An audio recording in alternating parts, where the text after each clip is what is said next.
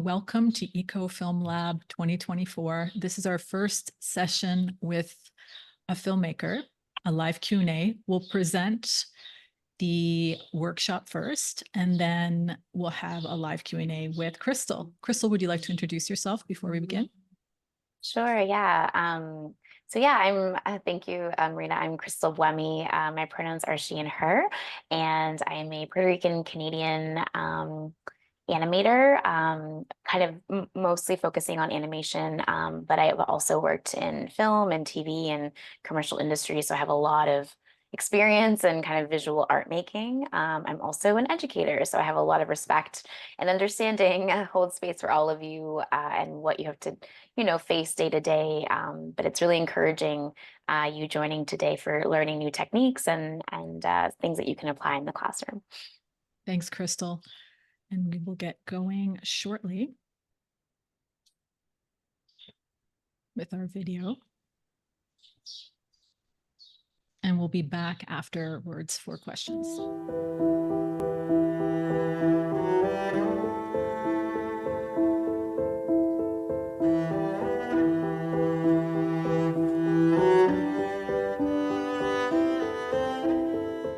We're going to be talking about sustainable idea development as it pertains to filmmaking or animation as well. We're going to explore things like material usage, storytelling, and storyboarding. So like I said, my name is Cristal Buemi. My pronouns are she and her. I'm a Puerto Rican Canadian multidisciplinary artist, which means that I do lots of different types of art. So mostly I do stop motion animation. I do collage, photography, video art, art installation, and I've also worked in a lot of films, TV, and commercial industries. So I have a lot of experience working with all different types of production-based, mostly visual-based though. I also am an art educator, so I work with a lot of community programming as well as a mentor. And here's just a little behind the scenes of me working on one of my latest commercials with Staples, which was this September, a back to school campaign. So my practice is really closely related to natural materials, reusing sustainable materials. So I always like to just have a quick check-in about our land relations. So this quote I'm going to read to you is by Robin Wall Kimmerer, and she is the author of Braiding Sweetgrass, which is a really fantastic book exploring our relationship with the land and Indigenous studies. As young people, you are much closer to remembering than adults. Remember a time when you felt connected to all living beings, not only humans in your life, but also the plants, animals, and the earth herself. So this is a really great quote, I think, for us to start thinking about what our relationship is with the land, especially a land that we are going to be creating films on, we're going to be expressing ourselves on. So always having this really lovely connection with Mother Earth. So this is really important to me, like I said, because I use a lot of natural materials in my own practice. So these are some examples of some of my work here. These ones are some kind of found leaves that I found in the fall while I was doing an artist residency. This one in the middle here is using sand that I collected from my homeland in Puerto Rico and then animated. And then here's like a little just behind the scenes process. So you can see that it's really connected to the way that I express myself. I find it to be a really unique way to just use materials that not only are sustainable, they're accessible, they're inexpensive, of course, but they're good for our environment because once I'm done, they have this natural aspect of biodegradable elements. So I don't feel like they're kind of, hurting the land. Whereas I've had so much experience working on all of these productions where they're so wasteful of materials, not only with single-use water bottles and things like that, but also just the materials we actually use to build sets and things like that. So it's always something at the center of my own practice that I want to try and be sustainable as possible. So let the earth, let nature, let natural materials inspire you. It can be through topics. So maybe you want to talk about maybe your garden, something you share with your family. Maybe you want to talk about climate change, the future of our environment, or maybe you're going to allow the materials to inspire your idea in your film. So maybe it's more about the approaches. Maybe you think that the materials look really interesting, and so that's going to be the highlight of your visual storytelling. But whatever it is, just make sure that it's kind of at the heart of your brainstorming. Okay, so talking about all of this brainstorming and storytelling, let's talk a little bit about storytelling and how we can use this to inspire our ideas in our films. So, some things to keep in mind when it comes to storytelling. So, it's a way to communicate ideas in a meaningful way. It's also a way for us to connect with one another. So whether it's in a conversation, whether it's in the films that you'll be making, whether it's through photography, there's always this connection between you and your audience. It's also the oldest form of education. So when you think about, our grandparents and their grandparents, we have some of these stories that have been passed on through generations. So it's a really beautiful way for us to connect with our ancestors, and also for future of our families will be looking back at our films. Remember, so this is an important thing, especially when it comes to visual storytelling, which is what you'll be doing. Our brains as human beings, we remember the emotional and the particular, and forget the boring and general ideas. So, really, the most important part to take from that is that you have a really unique voice, being who you are, your cultural background, your life history, your family. All of that gives you a really unique perspective. So, always try and be as specific as possible, be as personal as possible, and be genuine. And that really is going to help you connect with any of your audiences. Some forms of inspiration when you're kind of in this early stages of your idea development, connecting to your personal experiences, maybe emotional things you've been through, maybe you've gone through some funny things, funny stories you want to turn into a film. Our dreams are a great form of inspiration. Maybe you played some really cool video games or read through some magazines or watched a movie that also can help be form of research and inspiration for your ideas. When you're in this brainstorming stage, especially when you're working in groups, here are some pointers. So we always tend to kind of judge our ideas, right? Or my idea is not good enough, it's not as interesting enough. But when you're in this early development phase, it's so important to just let your ideas run wild and really help build ideas off of each other. So it's so good when you're in a group and you can talk through ideas, bounce ideas off of each other, because you never know what's going to come out of that. But also, if you have like a topic you do want to make sure that you're covering, stay focused on your idea within your brainstorm, and be visual. So while you're talking about these ideas, start drawing little sketches, maybe keywords that are coming up, because all of that, again, you never know where an idea can really sprout from. And when we're thinking about storytelling, especially when you're starting to come up with your plot points, maybe you're going to be writing a bit of a script, especially if there's dialogue, some of your characters are talking. It's really important to keep in mind the who, what, when, where, and why. So, who is in your story? Where is your story taking place? What's the setting? Is it important to your story, or is it merely just an interesting backdrop? Is it indoors? Is it outdoors? Is it on this planet, or maybe it's in Jupiter in a galaxy far away? Thinking about your environment's important, as well as the time. Is it modern time, so right now? Is it something like caveman period, or maybe it's in the future? And lastly, of course, about your characters, especially if you're doing maybe an animation or filmmaking, your characters are so important. They're the ones that drive your story.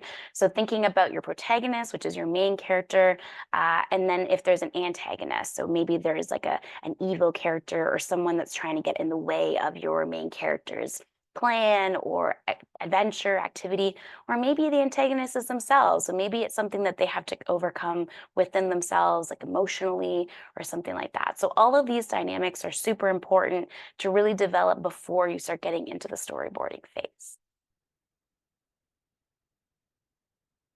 And the last little point here when you're in this brainstorm stage, especially because these are visual stories that we're telling, is how you're going to use color and texture. So color can tell us so much about a story without even using any words. So for example, if your character is really passionate, maybe they're angry or maybe they're in danger, using a color like red is something that we associate those types of characteristics or qualities with. Versus maybe, you want to do a character that's more in tune with the land, maybe it's about growth or something natural. Maybe using a color like green for some of your character would help tell that story. And the same with texture. So, texture is referring to the look and feel of something. So, is it something slimy? Is it something rough like sandpaper?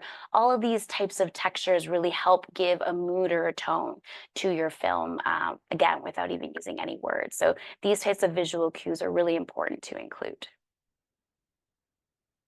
All right, so you've done all of this brainstorming, you have all of your ideas, you've roughly written out some plot points, maybe you've written a little script because maybe there's some dialogue. So now what do you do? How do you kind of transform from those ideas, those words, into more of a visual kind of outline? So that's where storyboarding really comes into play. So why do we need a storyboard? So like I said, it's a way for you to visualize kind of turning in your idea, your words into rough images. So you know exactly what you need to start to actually shoot with your camera. So it's like making a blueprint, how you're going to achieve your vision by breaking down the story into thumbnails. So we call these little kind of boxes here with images thumbnails, or little screen grabs. Sometimes we take screen grabs of things or photos, but they're usually sketches, some form of sketch or drawing. And you put that in chronological order, so you know exactly what order you're going to be displaying your film in. And lastly, it's a really good tool to actually edit and plan out your film and see if there's any potential problems in your story, maybe in one of your sets or something like that. So it's really helpful to kind of troubleshoot before you actually even begin filming, which is really good when you want to save some time. So I want to just break down what is in the storyboard. What are some really helpful elements in the storyboard that you'll need in yours? So the first two things that I think are really important at the top, you'll see here, you want to number your scene. So are you in scene one, scene two? And if that changes halfway through your page, just make sure you do a little note on the thumbnail where that scene changes. And then of course, page number. So, maybe in some of our short films, we might only have 3 or 4 pages, but in some of those really long 2 or 3 hour films, they have so many pages. So in case things get out of order, having that page is very practical. It's very helpful to have. Now, the images, we call those scene illustrations. So don't worry if you're not really comfortable with drawing, even little stick figures help. It's really just about getting an idea of what visually should be happening in that scene.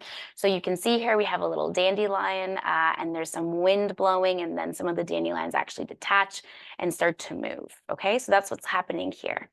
Then we have what we call a scene description. So pretty self-explanatory. It just means that there's a little write-up of what is actually happening in that scene. You can also talk about any key points you want to talk about in that scene. If there's dialogue or music cues, you can add all of that in your scene description. The more detail you put for yourself, the more helpful it's going to be throughout all the phases of your production.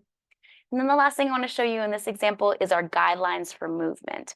Now, these arrows, you can see these kind of red arrows. So if we go back to our example here, a dandelion is kind of flying. We see the arrow kind of indicating that it starts more on the left frame and then it goes across to the right. So we know there's movement happening, there's action happening in the shot. Now, if we catch it in this next frame here, we can see the arrow continues from the top all the way to the bottom. So that means that that little piece of dandelion is actually going to move from the top of the frame and then come out of the frame at the bottom. So those are really helpful for you to know if something is moving, where character is going, if they're coming in and out of a frame. So all of those guidelines can really be helpful. And that's like at the basics, kind of foundation of our storyboard. Now, some other little points to keep in mind as you start to feel more comfortable developing your storyboard, because there will be probably several iterations of it, or making it in pencil is important so that you can erase it, or if you're going to be using Photoshop or something like that, making sure that you can be flexible with it, because things change in our production phase. And that's what's so fun about creativity, is that maybe we have this vision of what our film was going to be, and then as you continue, it evolves, which is totally fine. But some things to keep in mind are the shot types and if there's camera movement. So shot types just means how close is that camera going to be to your character, to an object, to a scene. All of those things are going to be really important to illustrate in your storyboard. So we go all the way from a super extreme close-up, which is, the camera is going to be right up close to your character's face, for example. So we see lots of details. Maybe you want to get some really good shots of like the eyes or the mouth or something like that. An extreme close-up would be great for that. And as you start to kind of zoom the camera out, that's where we start to go more from like a regular close-up. So we start to see the face a bit farther away, and we continue to a medium close-up. Maybe we see kind of like shoulders up. A medium shot is maybe more like hips up. And then we go as far back as, a very long shot or establishing shot. And that would mean we see the whole body of the character. We also maybe see a bit of like the scene that they're in to really establish where they are. You can also have shots where there's two people in it. Maybe you're going to have an over the shoulder shot where the camera is just kind of teeping over the shoulder of your character. Maybe you're going to have a bird's eye view if you have like a drone or something where it's really, really high up and your character is going to look really small. It's really up to you. So whatever you choose, just make sure that you're drawing or you make a note that this is a close-up so you have an idea when you're actually filming what you need. And then lastly here, we have our camera movement. So not necessarily the action of what's happening, so not necessarily how your character is moving, but if your camera is doing any movements. So for example, we have here a zoom in. So that's where we start on an object and then we kind of slowly get closer to it. So in your storyboard, you would have a little rectangle, which that signifies your camera. And then we have these 4 arrows going from the corners of your shot. You would do the exact same thing with a zoom out, except the arrows, of course, are pointing out instead of in. We also have here camera movements going like to left or right or up or down. So these are pans and this is a tilt. And again, with that little box, that indicates that that's our camera moving, not necessarily just our character. So we have, for example, here in our pan, we have the first shot where the car is in kind of going from the left to the right. So we have kind of spot 1 and spot 2. Same with this one here, our kind of second last one. We have the character kind of up and then they dive into the pool. So then the camera is going to pan down and follow that action. Okay, so those are some indicators that you can use if you're going to incorporate any camera movements. You can also just write it down if you're not sure yet what you're going to be doing. Maybe you're still kind of in the experimental phase at that point. And lastly, if you want to do like a camera shake or something, you can put little lines outside of your little thumbnail to indicate that the camera is going to be shaking to kind of amplify emotion that's happening in the frame. Okay, you can also put transitions. So you can write, I'm going to cut. So in your editing, you're going to go from one shot to the next. No transitions, just a straight cut. Or you can do like some fades. So fades usually indicate like a passage of time or a period of time has passed. So all of those things are really easy. You can do in open source softwares, free softwares, free editing software, and you can add all of these little transitions into it. All right, so that's all for my presentation, but I do want to leave you with one little video. So in this video, I kind of show you one of my films, one of my projects. I just want to show you the kind of ideation of idea development, so working with little dioramas and little structures, sketches, and then I'll show you a bit of the storyboard, and then I'll show you how that translates into the final film. So this film is called Chair, which is an animation that I made a few years back. So I'll play for you kind of what our idea development looked like in this film. So you can see we started off with these figures are really, really tiny. We started making different shapes. We have different sketches exploring some of the textures of the chair, what we could do with it. And this is a little frame from actually our studio. So you can see this is the entire storyboard, so lots of different images. It was roughly a just 2-minute film, so not a very long film, but we ended up doing a lot of details with it. So here is the storyboard. Now, excuse me, the storyboard is actually in Spanish because I made this film in Spain. But I think even just with the visuals, you can tell what's going on. So you're going to want to indicate if you're starting on a black screen, for example, you can put, black screen or fade up to title, anything like that. Then we start to have the little action in the film. So in this case, we start with a chair on the left, and then we have another chair on the right, kind of fade up from spotlight. There's our first movement. So you can see we have the chairs are actually going from facing camera and then they turn to each other. So we have our little arrows indicating that action. And then the chair, as you'll see, I'll show you a short clip, starts to do a bit of this dance. So again, we have our chairs kind of leaning towards each other. So we have those 2 action arrows and then they fall back. So all of these arrows are really, really helpful to indicate what is happening in that shot.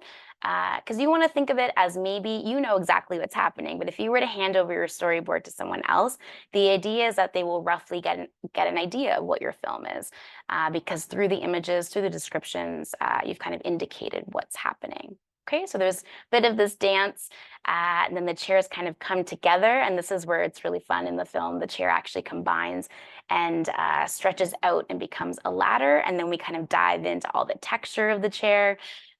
Anyways, yeah, it's a really fun one. We come back to it. We start to see some close-up shots of the chair. The chair starts to come apart, so we can see the little pieces now start to become detached. And then it goes through this journey of kind of creating new shapes. And in the end, we just end with the same chair. So that's roughly what the storyboard looks like. Now, if I go back to my video here, the last little thing I want to talk to you about is an animatic. So an animatic is, if I go through this part here, we can see it. Basically, you take little screen grabs of your storyboard, so just the images, you bring them into an editing software, and this is where you can start to figure out your timing. So you're going to say this first shot's going to be roughly 2 seconds, this next one's maybe going to be 5 seconds. This is an animation, so maybe if there's dialogue, it'll be a bit longer. But generally, this is where you would actually use for timing. So this is what it looks like. So this is the final film, and then in the corner is the animatic.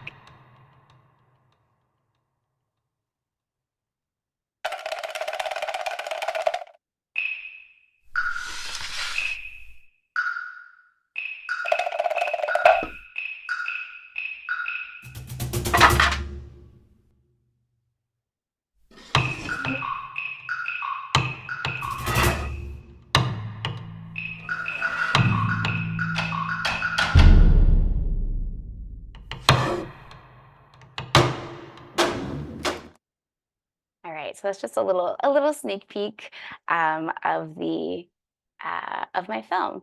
But anyways, that's all for today. I hope that you enjoyed learning about idea development, storyboarding, and a little bit about my practice. Thanks so much.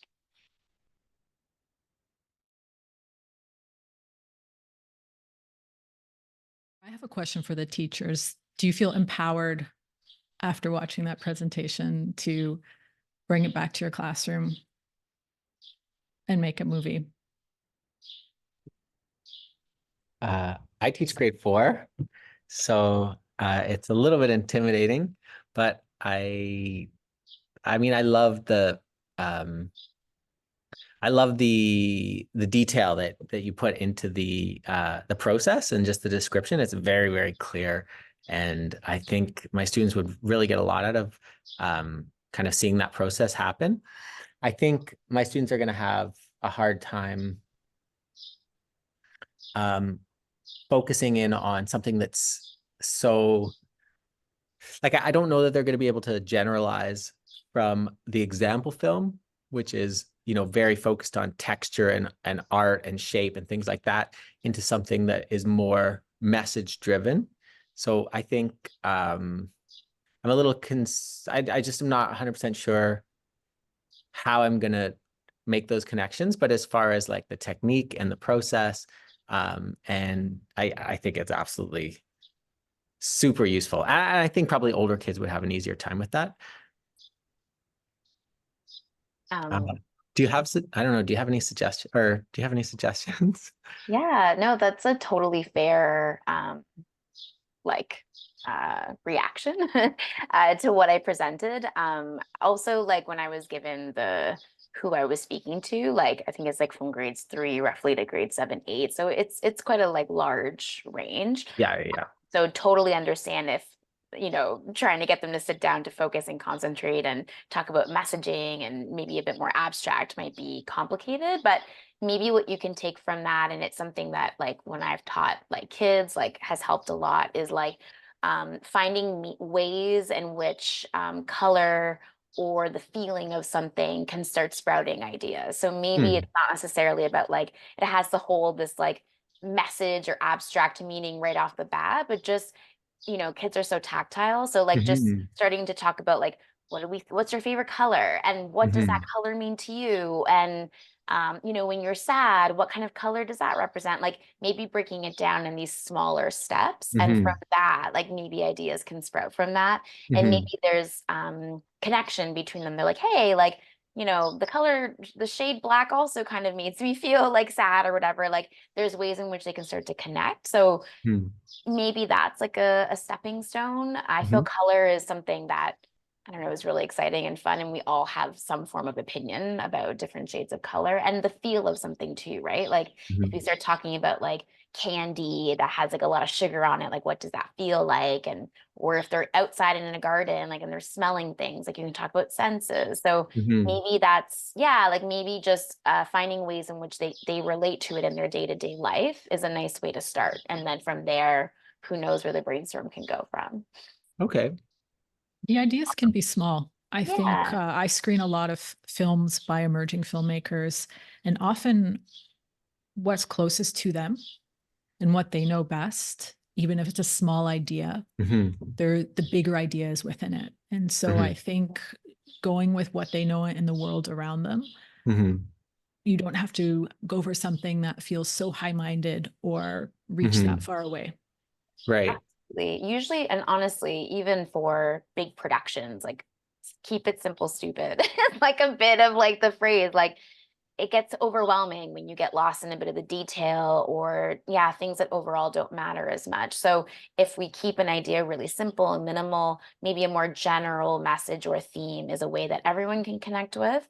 And really Mhm. that's kind of the point of filmmaking and telling a story, right? Is finding these points in which we have connection. And it's really beautiful actually when you start to find those across different ages and different cultures and things like that. So I would Mhm. actually encourage like do keep it simple. Absolutely. Like start with a little theme or a little, maybe color theory and things like that. And that can then sprout into something a bit bigger. But Mhm. also just for time, like, we were kind of talking at the beginning, creating something that's like 4 or 5 minutes, like it is difficult. Like my film took 6 months and it was a 2 minute long animation.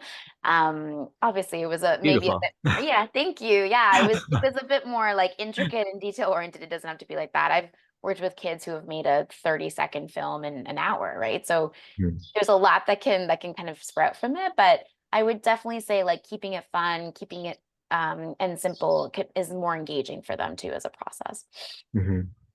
You're giving me some ideas. Awesome. I, Okay. I didn't, yeah. Thank you. Yeah, yeah, of course.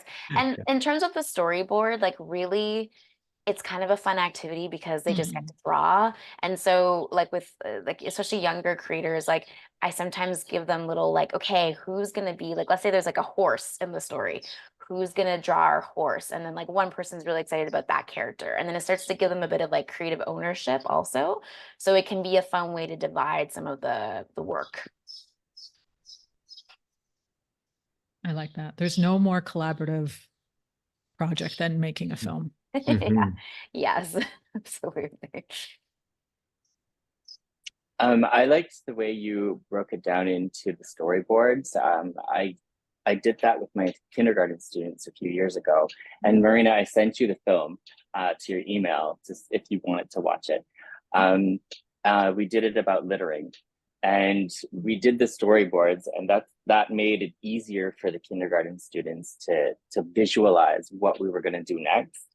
And we just used stuff that we had around the classroom to make this little stop motion picture. And Amazing. um, it was maybe like 30 seconds at the most, but it was so like impactful to the kids that they just wanted to repeat watch it over and over and over again. And so, Amazing. They're but so it far was, ahead already. They're in kindergarten and they're storyboarding. That's phenomenal. yeah, That's amazing. Well, they were obviously proud of it. And that's a thing too. Like I feel like when you start to allow for a bit of a creative ownership across the little collective group that's making the film, they start to get really excited and passionate about it. So sometimes letting a little space for them to kind of get into it really helps that process. Absolutely. If it's okay, Michael, I might share that in the shared resource folder, sure. if that's okay Yeah, with you. yeah. It's very short. It's like 20 or 30 seconds. So But that's perfect. I think that's a good example of what these films can be. the thing that I found difficult was putting sound to the stop motion, the timing of all of that, and then trying to figure out. It's like I think we used iMovie for it, but Mm, yeah, that was tough. So, do you have any yeah. suggestions about that? Yeah, yeah. So actually doing maybe like an animatic in that case, especially with animation, because when you're recording like people or something like that, you can get a lot more footage, right? But when you're animating, like you're creating every single movement from scratch. And actually, when I was first teaching, I ran into those problems too, because you're just trying to like get through the creation of it and making sure that all the characters are animated and you have, but then you look back and you're like, oh God, I only have like 1 second of that, that character kind of like moving their mouth, and you need actually for it to be 6 seconds or something. So I do start to kind of think about when I'm actually animating or in the storyboarding process, like, okay, everyone, like, are characters talking? Like, what are they saying? And then I actually might record a couple of my students like acting out the dialogue. And then you roughly as a collective understand like, oh, that took us 5 seconds to get through. So we got to take a lot of photos. So we have enough footage for that. So planning out the audio ahead of time, especially if there's dialogue, to make sure like it matches, helps a lot, because then for yourself, you're like, okay, like I need at least, 100 frames of this. And you can always hold. So for example, I was mentioning Stop Motion Studio as an app. So there's this element of it where you can actually retime the photos.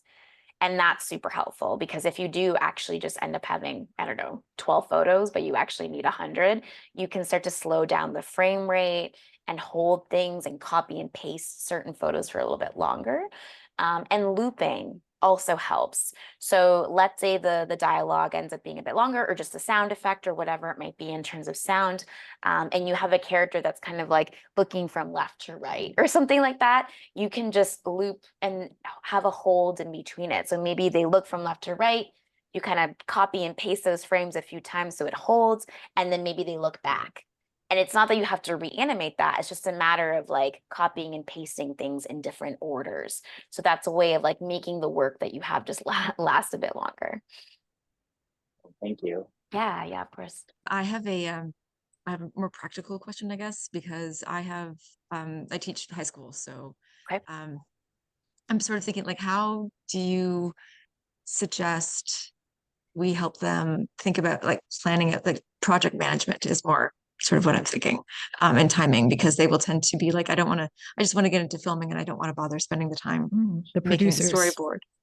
Or Yeah. or they will spend, all the time doing the storyboard and they won't actually do the rest of it, sort of thing. So like this tips, basically. Absolutely. Yeah. So I feel like as they get older, giving them roles. So you're like, you're going to be the storyboard artist, and the storyboard artist can then also help draw some sketches for the character design. And then maybe there's someone who really likes to paint or fabricate with clay or whatever it might be. And then they can kind of take it from there, because in the industry, that is how we work, right? We don't, I mean, unless you're an independent maker where you do everything, but normally there are people that have different and specific roles. And so maybe you can do like, you assign roles. So you have someone who's going to like be the director. So they're always looking at the frame. They're going to help take the photos. Maybe you have some actors in it, or maybe you have, if you're doing animation, you have someone who's going to be actually making puppets. Maybe you have someone that's going to just be making the sets. And then again, that ownership, I think, is really important, to give them a task to focus in on, but also just something to feel proud of, that they want to like contribute something to this collective film idea. But I do think assigning roles helps a lot, and it just helps keep things a bit organized, so people know exactly like what they're responsible for.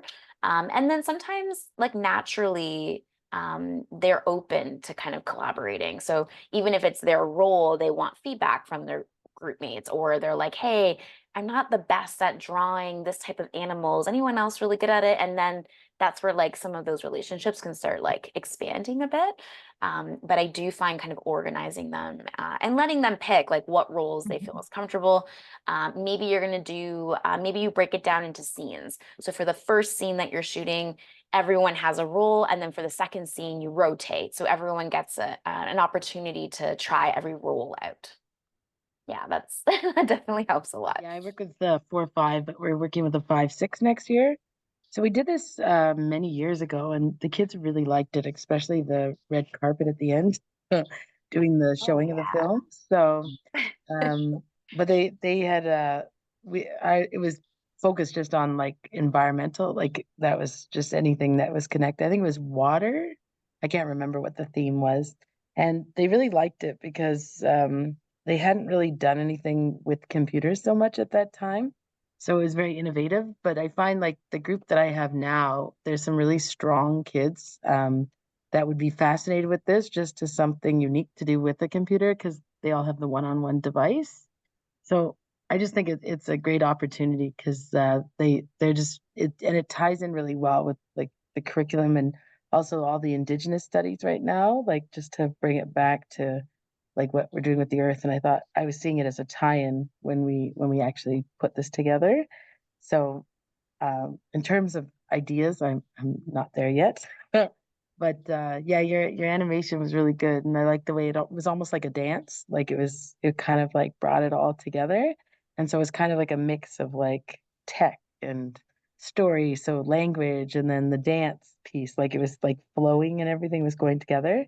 So I like that. We just learned how to use WeVideo, so Oh, this is nice. kind of like an alternative for them because they don't know any like the green screen and any of the kind of like other animation, stop animation. So I don't know. It sounds really great. I'm not sure how I'm gonna start, but I'm hoping these little workshops will kind of guide me a little. But I didn't have a question straight up. Yeah. That's okay. We have about just under a minute left. I'm going to ask you a very tough question that someone wrote in with this question, and I Oh, don't know how to gosh. answer it, Crystal. Marina, maybe one sec. I just wanted to comment Oh, on what Barbara just said. absolutely. Thank you so much for sharing that. Barbara, I was going to say something, and that this is for everyone. Maybe an interesting technique in animation that can maybe find a bit of hybrid towards animation and live action, which is like video, is a technique called pixelation, which is when people become the puppets. And so if you have a bigger size class and you're finding students are kind of like sitting around and maybe not as involved, you can get them in there as actors and they have to hold poses, and then it creates more roles. Again, it creates this like excitement because then they can see themselves on the big screen at the red carpet event. But I find that that is also a really fun way. So like if maybe, and then you can still build like a set behind it. So there's still this creative aspect to it, but then you can get people involved a bit more. So that was just something I just wanted to share, that maybe pixelation could be a fun way to kind of integrate Yeah. a bunch of these ideas. No, it sounds really great because I think next year, well, I have a 5-6, but there's an LOI in the morning, so I have 16 in the morning and 31 in the afternoon. So Yeah. it's going to be a big group, and it's two different grade levels. That it's bizarre because we have an LOI, so the kids don't interact in the morning, so they don't even know each other. So it'd be kind of like an interesting way to kind of tie it together. I'll see if it'll work in the afternoon, or I might just do it with my 6s and see if how they go with it. But Yeah. that'd be great because they're just not very good at sitting around. You could Totally. even break people up into groups if you wanted to For make sure. a few films in one classroom. So there's many questions, and I Okay. think we'll have to have a FAQ section on the website. But this one's a tough one. It says, what are the top 3 giveaways that make work look amateur versus professional? Which is really tough Ooh. because I ask what to you is amateur, what to you is professional. There's Yeah. so many different styles of filmmaking, but I think what they're getting at is that how do you level up the work? And maybe that's what the tools you're using with some of the software, but I'll let you answer that. Yeah. Maybe I'll kind of answer it more generically in terms of filmmaking. Like this would apply to animation as well. I think like lighting is a big one. Mhm. So if you have certain type of lighting and then halfway through it just shifts into something different, but it's not because of the story, it's just like, like, oh no, someone turned the lights off halfway through, or like the sun was setting and we didn't think about that. So definitely considering light as much as possible. I think that's a big one. Sound is also a big one. So if your sound levels are like, someone's talking and they're like whispering, and then the next person's talking, and all of a sudden everyone's like, oh God, like it was, so kind of doing a little bit of, we call it like riding levels. So doing a little sound mix, making sure that all the levels, maybe the recording isn't perfect, but at least all the levels are roughly the same. So you don't have these like spikes in sound. That definitely I feel like is a maybe an indicator of, I don't like using the word amateur because I feel like we all have to start somewhere and we all have certain amount of resources and stuff like that. But that would be something that could maybe elevate a piece. And then a third one. I'm trying to think. Those were very good ones. Okay, Lighting and good. sound. Okay, good. Yeah. I think also like there's a lot of focus on like dialogue sometimes, and maybe it's not as necessary. So sometimes pieces are a bit longer than they have to be. So again, keeping it really simple is important, and always asking yourselves and having your students ask back, like, what is the message of our story? Is this necessary to tell our story, or is this just kind of dragging out a section that maybe is going to lose our audience's interest a bit? So making sure that you're sticking to that storyboard, or maybe at the phase of editing your storyboard, you're like, I think we could lose some of this and focus more on this area. I think that definitely helps to make your Editing. story just Mhm. like, yeah, editing down ideas. We always start with these like massive ideas, and then things like reality and time start to set in. And mostly we don't have to, we always overcomplicate things. So again, keep trying to kind of bring it back to your theme, making sure they're kind of questioning this throughout the process is important. Great Yeah. answer. Thanks. That was very good. Okay. Well, thanks for joining us today, everyone. And the materials will be sent to you, and we even have a handout version of the slideshow that you can use and refer to as you go and make your films. And I hope everyone gives it a shot. And I think it could be a lot of fun. So thank you. Yeah, thanks so much, everyone.